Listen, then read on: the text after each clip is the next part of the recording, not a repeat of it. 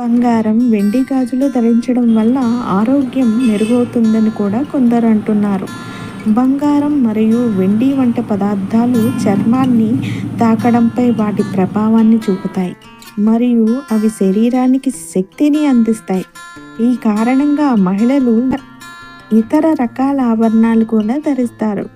వారి metallic property Kankanala ద్వారా శరీరంలోకి ప్రవేశిస్తుందని నమ్ముతారు.